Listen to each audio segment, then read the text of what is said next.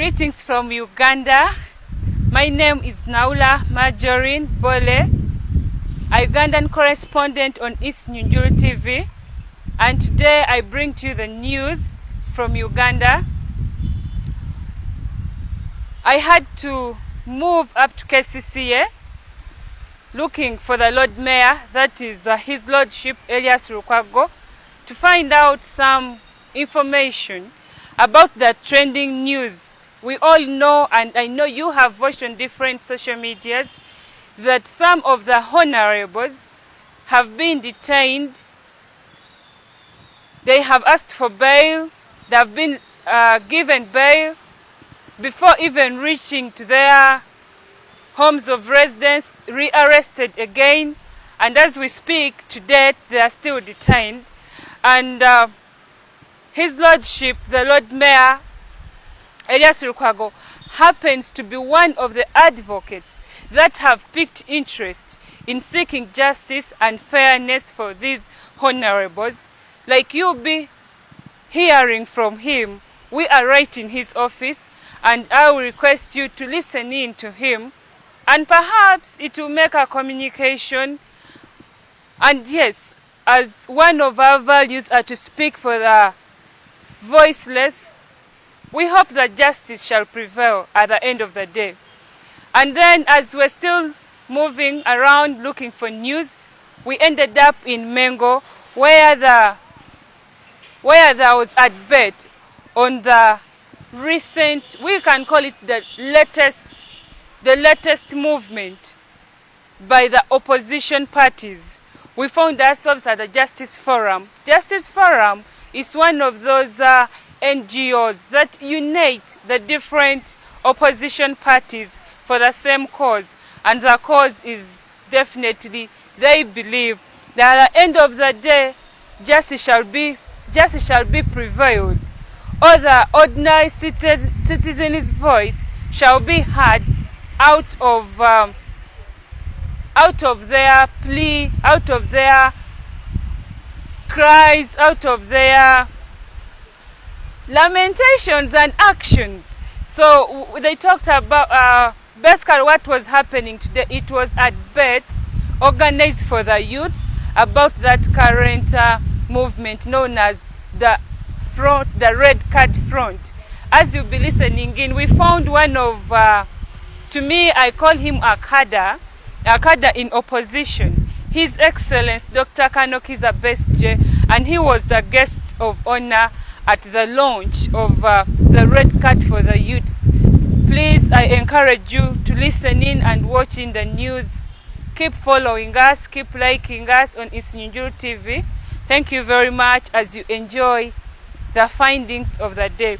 Thank you very much.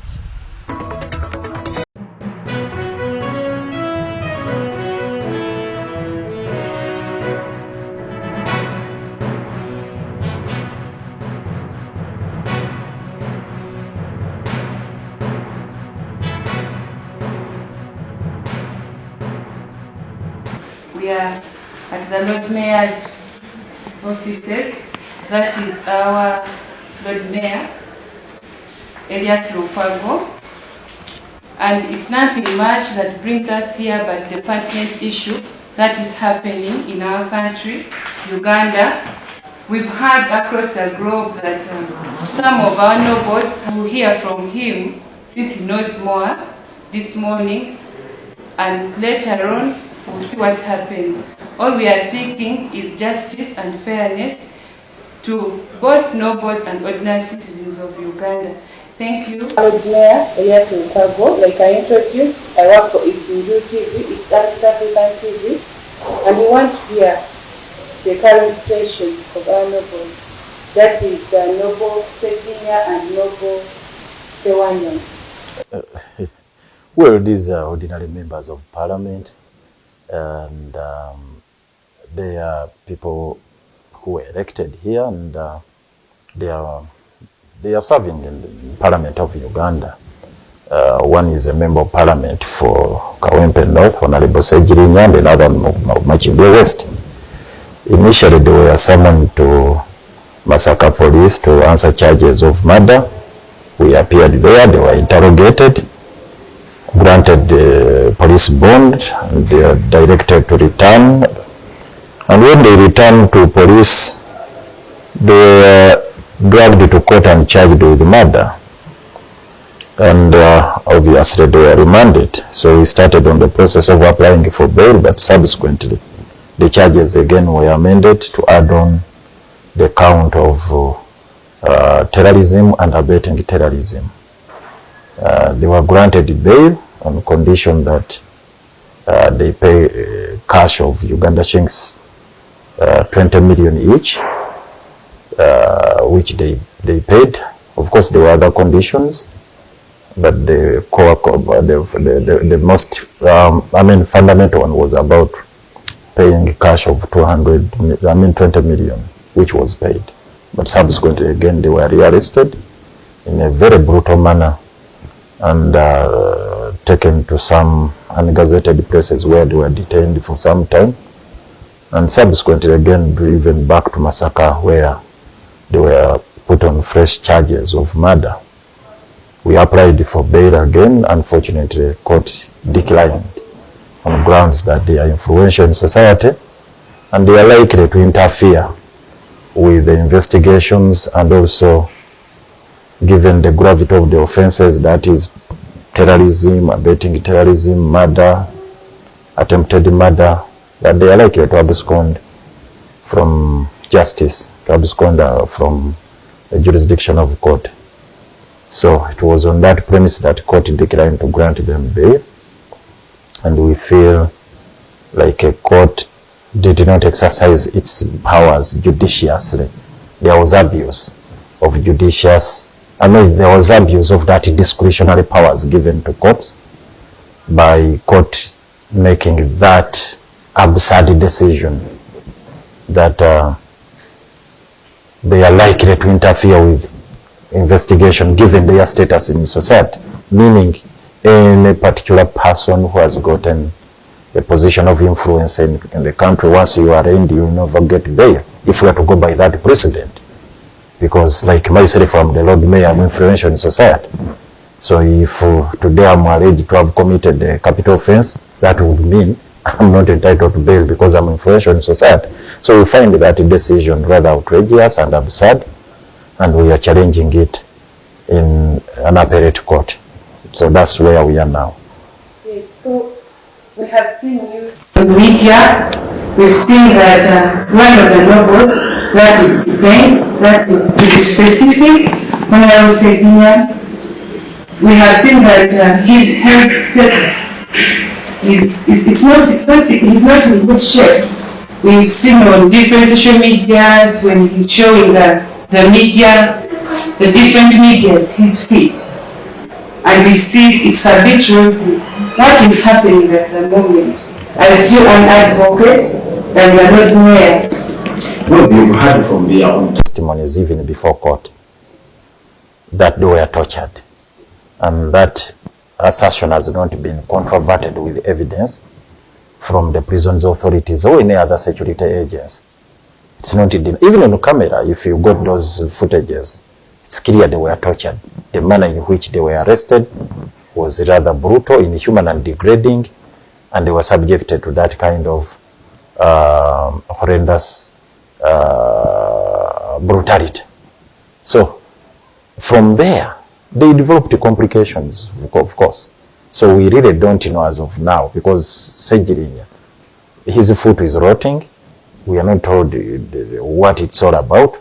Of course, we brought a history of his medication. He has been to several health facilities before he was arrested and detained.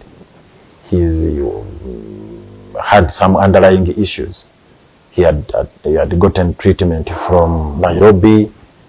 He was actually one time admitted at Nairobi hospital, where he received treatment for some grave illness, and he was also treated from Germany and elsewhere. So, and Alan has also complained about brutality that was meted out against him. So we have demanded that they should be subjected to thorough examination. We get medical attention from better facilities, which we are yet to receive. The other day, Sejirinya collapsed. That was actually yesterday. He collapsed, literally. He collapsed, and he was, transferred to Mulago Hospital, where he got some treatment. But we understand now he has been taken back, though still in a very, very weak state. And he has not been thoroughly examined to get to understand what the nature of the problem is. Because we have fears that the reason why the foot is rotting away, probably it could be related to cancer or gangrene or any other serious ailment. But that has not been examined. And this is now the matter of concern for all of us. Yes, that's a bit absurd.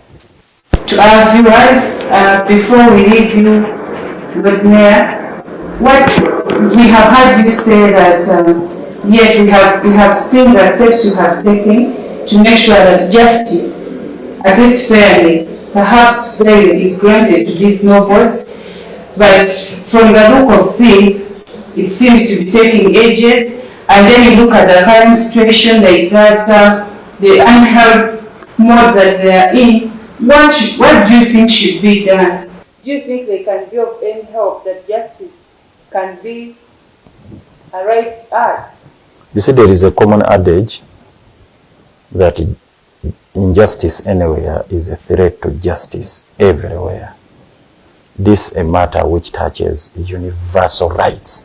It's not about these individuals who are facing it rough right now, but it's about rights which are universal in nature, declared under the Universal Declaration of Human Rights, rights which are also granted under the International Covenant on Civil and Political Rights, and also rights which are granted within the East African Treaty and in our individual constitutional documents, like the Bill of Rights we have in Chapter 4 of our Constitution. I think it is also replicated elsewhere in other constitutional documents of all the East African countries, the partner states. So it's incumbent upon all of us to have some interventions made across the board, even the East African community and all this, to hold this regime to account so that they respect fundamental human rights. Our record here is quite appalling. The violation of rights is quite alarming in Uganda, and this can spill over to other countries in the East Africa. So if we are to have those rights respected, it's a call, it's a clarion call on the part of the partner states in East Africa to see that these rights are respected. The right against brutality, the rights against torture, the civil liberties guaranteed to all the people, regardless of their tribe, creed, religion, color, whatever race. So all these rights must be respected. They are universal in nature. So that is the call. They shouldn't treat it as an isolated incident happening to just two honorable members of parliament. It's a matter which is broad in nature and should be approached in a holistic manner. That is my call to the East African community.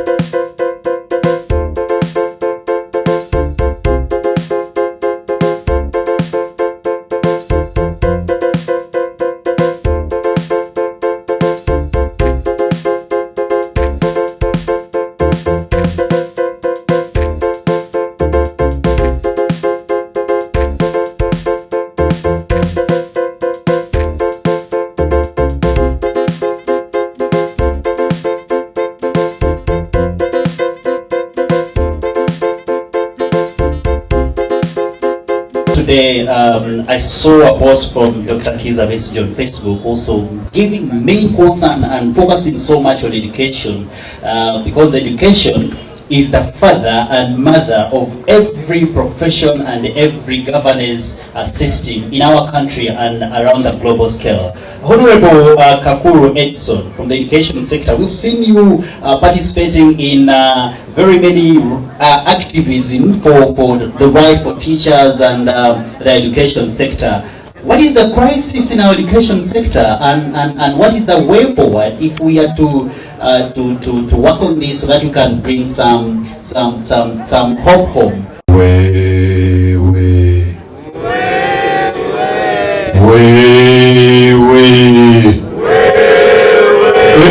enagero abayizoe abavubukoe ekwegatoe ekwetasoe. Ladies and gentlemen, we are hungry and angry young people who desire to get back our country, to put it where we want it to be. My heart bleeds when I'm moving on the streets of Kampala and I'm seeing very many young people from nursery to university level running to school. I must say there is a lot that is left to be desired. We are living in the present that purely promises nothing for the young people. Ladies and gentlemen, okera noyambala uniform ogenda ku ssomero.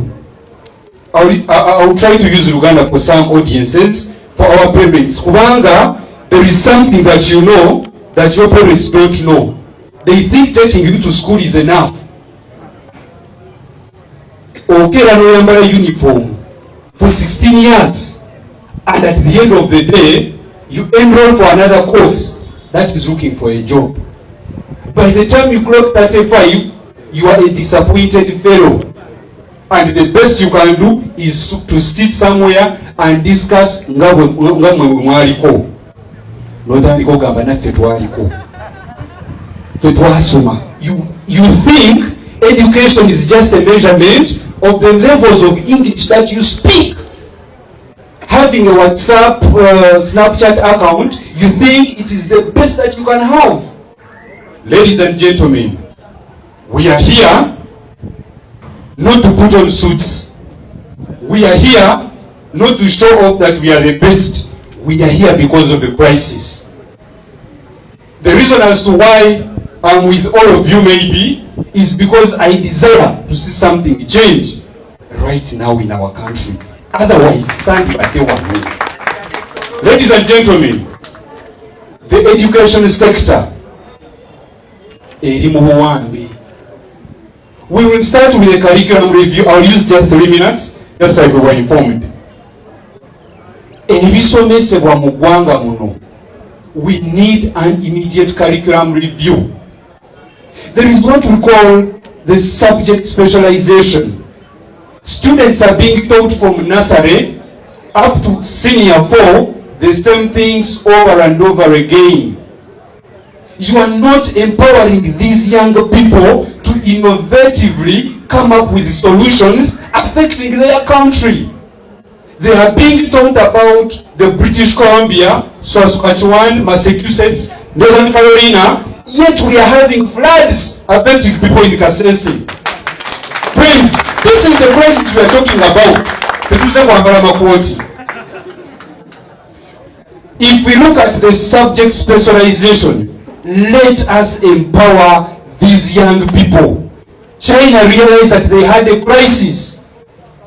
Chairman Mao Zedong and the people during that time sat and said, how best can we support our people? Nebatura, and they empowered the education sector. That is why everything comes from China, because they empowered their education sector. They empowered the younger people. Ladies and gentlemen, the subjects that we are doing are not practical at all. I saw the president saying, actually I don't have to call him the president, Mr. Museveni, saying that I think I will put the science teachers better. Dear friends, I'm a teacher of English and literature, and we have suffered not because we are dense, but because of the fake and rotten system. Because if you are doing sciences, but I'm good at poetry, I'm a good writer, so I don't have any problem with you. There is something that you can do to develop our country, but I can also add something towards the development of my country. So you don't have to say that you're prioritizing science teachers over arts teachers, but rather provide the required platform to support these people. Privatization of educational institutions. The teachers, the school owners are suffering. We are saying the school fees are very high, but it is because of the rotten system. we have not been in position to support these school owners. Amabanja gafuusa amabanja. The educational resources are very expensive. What do you have to do about that? Ebitabo bya buseere. Okugula ettaka twandigambye nti you look at a country like Rwanda, they have empowered their government institutions whereby even the parents have to desirably take their students in government schools. Wanani ayinza otwala omwana mu government school nga n'omusomesa agendayo nawulira omwagamba nti basomera bwereere era basomedde bwereere. Why? System steals itself. Ne babba kyoko ne babba ebitabo ne babitunda. Friends, we have a crisis. As I finalize, our teachers are not empowered.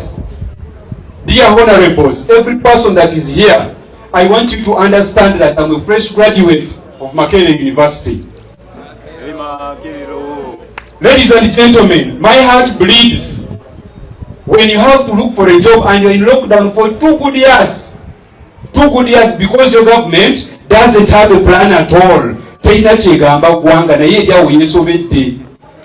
Can't you really create a database? Nomanya abasomesa abali mbitundu ebyenjawulo. Is that so hard? And you look at how best you can support them. Nti mu katundu kano, we have 7 teachers. Let them meet maybe individually these 7 students around. We can find a way of supporting them. Friends, the young people in South Africa, they stood. Education is a very good mobilizational tool. In Makerere we are close to 30,000. Abana b'Soweto bali abana emitwalo 2 gyokka. Ekyo temulina kukyerabira. So let's not just put on quotes, let us act. Twetase, twegatte, tulumbe, tuwangule. Ladies and gentlemen, I submit. Now, according to statistics, over 1,500 people fly out of the country every month. You are part of those people that fly out of the country. Why do you fly out of the country, and what should be done so that your sister, your friend can stay in the country so that they can enjoy and get what they want from another country, actually get them from here? Thank you very much. I'm Namsimbi Esther Priscilla. The word Kadama really reckons. It's something that rings in my ears. Every time or any time a person speaks or says the word Kadama, it arouses different memories in my head and in my mind. I'm Namsimbi Esther. I'm Gisu from Mbale, where most girls that are where girls are got to be taken to the Arab world to work. I'm a graduate, 2016, from Uganda Christian University. It's a reputable university with an honors degree. And I should say, yes, I once worked as a Kadama. With my degree, I had no choice. Very many women, very many boys, very many girls are left with no choice. We do not have a choice because we are living under a crumbling state. Everything is shaky. Everything is wanting, right from the health sector to the education sector. Women are not employed. Men are not employed. We go to school with hope that after we have jobs, after we are going to have a bright future. Some of us do not come from well-off families, but our parents get their last pennies to have us get an education with hope that after acquiring this education, we are going to hold their hand to a better future. But this never happens. Like I said, I graduated in 2016. Wrote over 100 applications. I'm a capable person because I had an honors degree from my reputable university, to remind you. But I had to go to Oman. I think most of you know Oman. It's in the United Arab Emirates. I had to go to Oman in 2018 in search for a better pay, in search for hope. I thought I would get all that I needed in Oman because I had tried everything back home. I had tried a business, I tried a shop, but the taxes could not let me. The taxes levied on everything could not let a struggling fresh graduate from Uganda Christian University sustain her business. I got onto the aeroplane and went to Oman in search of a bright future. Ladies and gentlemen, this system is crippled. Right from Uganda, the companies that take our sisters and brothers belong to the Gambanogu, belong to these people in government, and they do not care what happens after you get on that plane and leave this country. Just to mention, I did not even spend 5 months in Oman. Not because I'm a lazy person, not because I'm not a poor woman's daughter that wanted a better future, but because the conditions, oh my God, the conditions could not let me breathe. I could not breathe. I chose to get back on that plane and come back to my country. Baganda waffe babonabona. Kino kitwa kifaananyi kibannange. Graduates are in Oman working as house girls. PhD holders, master degree holders are in Oman, Saudi Arabia, Qatar, Dubai, working as quotas just to get 900 Ugandan shillings. But why is it so? Because the state is crumbling, and we do not, and the people in power do not want to accept. Or they know but they do not care because they are living luxurious lives at the expense of the biggest population that is suffering, who are the youth. I stay in Entebbe. I'm a Mugisu, born and raised in Entebbe, Buganda. If you go to the airport right now, buses, over 20 buses, ferry our sisters to go board planes on a daily basis. I speak this with facts on a daily basis. A lot happens after that plane, and these people don't mind. Just to give you a glimpse of my story. It was 18th August 2018 when I boarded the plane to go and work as a maid with my degree in Oman. It was all merry because I thought that all is going to be well for my mother. Because I thought all is going to be well for my siblings, being the firstborn. You know, I got on that plane, went with the help of an agent from a reputable company here in Uganda. I went to work. Reaching there, things were not as easy as I hoped them to be. Talk about being battered by a fellow woman because she's your boss.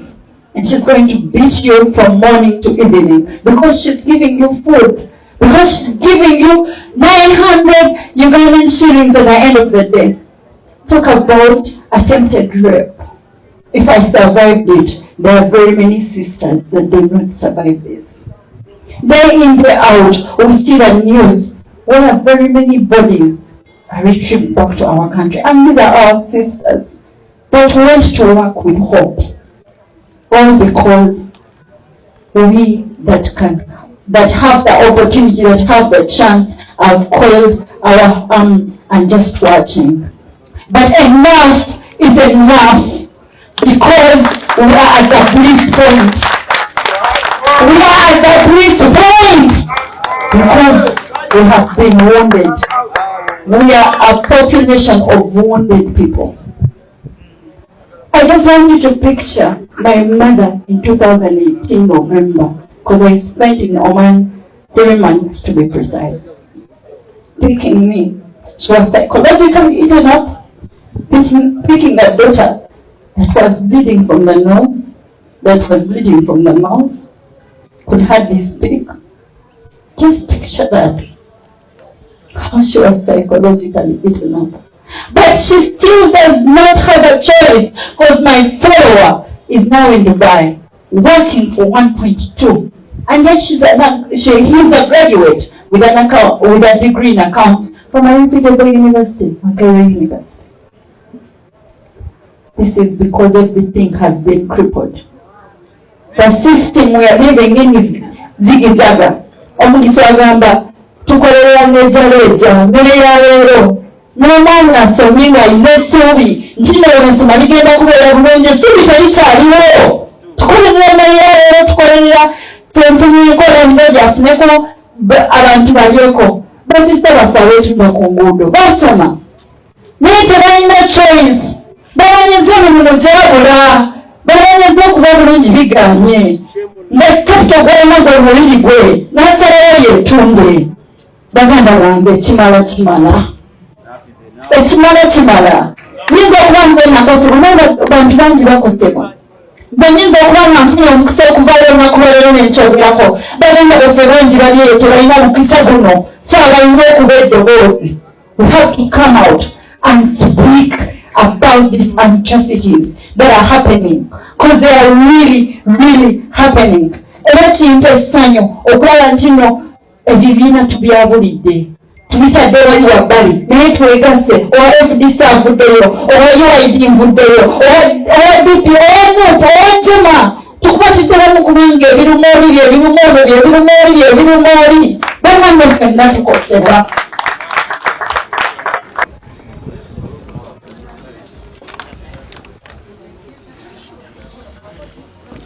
Red card, twegatte,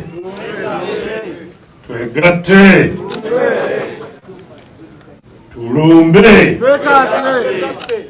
twegatte, tulumbe. The crisis itself speaks. The crisis of failure to thrive. That Ugandans cannot thrive. It starts in infancy.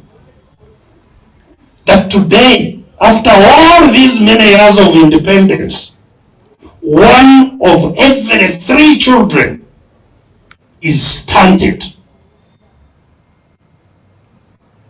You are the lucky ones that have emerged out of stunting. Every 1 of 3 children is stunted. How can you have a bigger crisis when 1/3 of your population consists of stunted people? Because stunting, once you are stunted as a child, you are stunted for life. Child mortality. Every day, 465, and this is what is recorded. And our records are scanted, so we can assume that that's a small figure from the reality. 465 children die daily. Such a level of infant mortality, death in childhood, is a crisis by all standards. Infant mortality in Uganda, the recorded one I'm talking about, is now at 46 for every 1,000.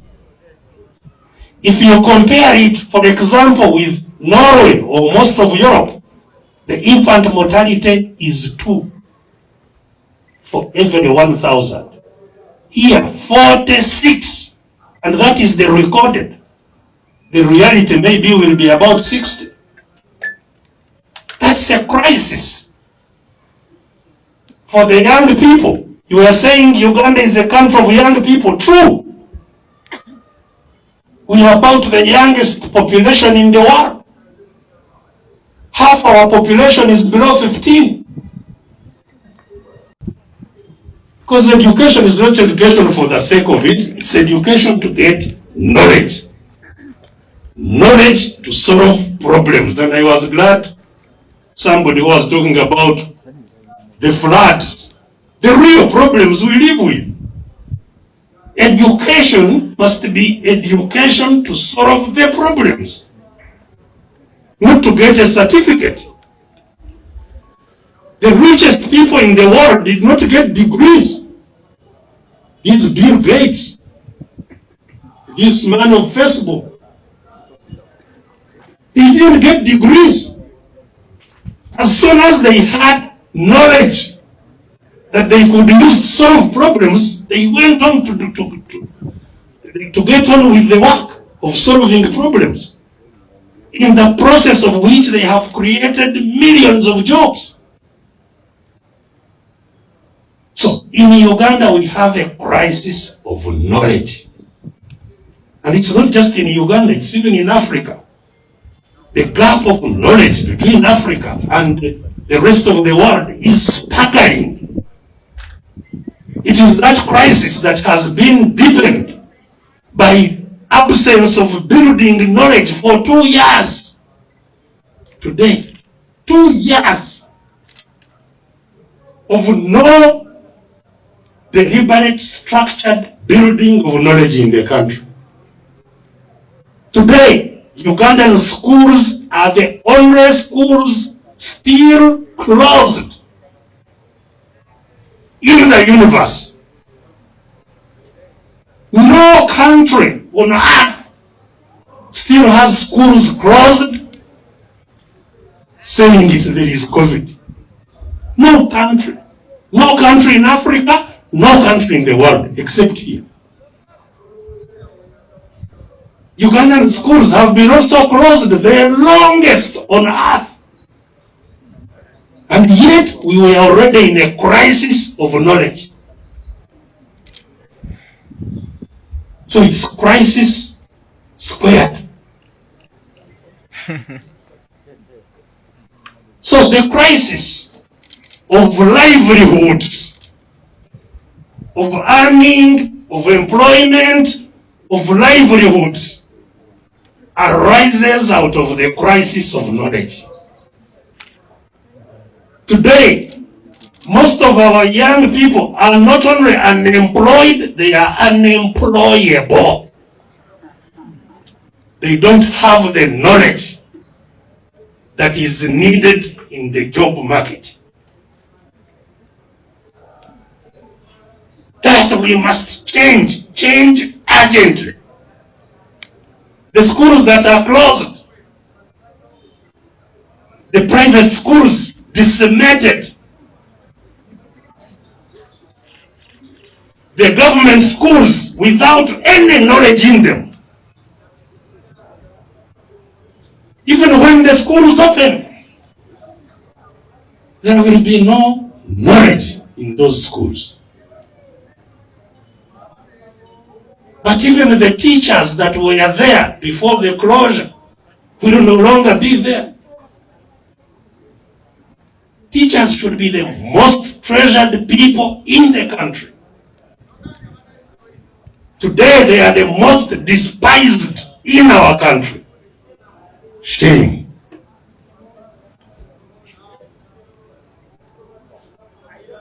So, there is no need to talk much about the crisis. Everybody lives it. The question is, what do we do? And that has been indeed a very troubling question. How do we get out of the crisis? And it's good that we are having these debates, because there are all kinds of confusing noises around this subject. How do we get out of this? My name is Sebuganda Richard, Makerere University, pursuing a bachelor's degree, Bachelor's of Biomedical Sciences. I'm in year 2. I'm from Namiang College. The truth is, the education system is really crippled, and I'm a victim.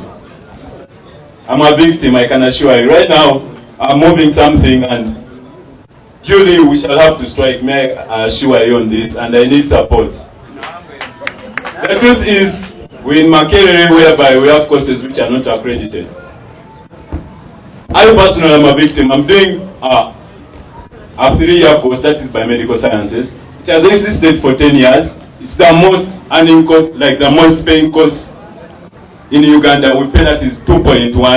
Remember, there is an accumulative fee. We have been in a COVID era whereby we need people to research about COVID, people to study about COVID, but the course, they have a lot of people who are benchmarking and they are preventing, I don't know, I think they are getting money out of it. It's something like a project, but if they can't accredit it, let them scrap it off.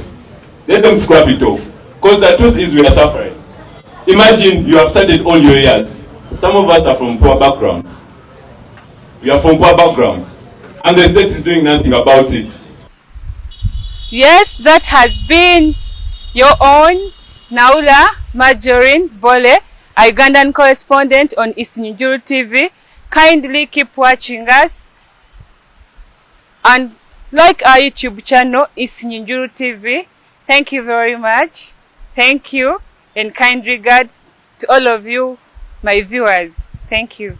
Naula Marjorie Bole.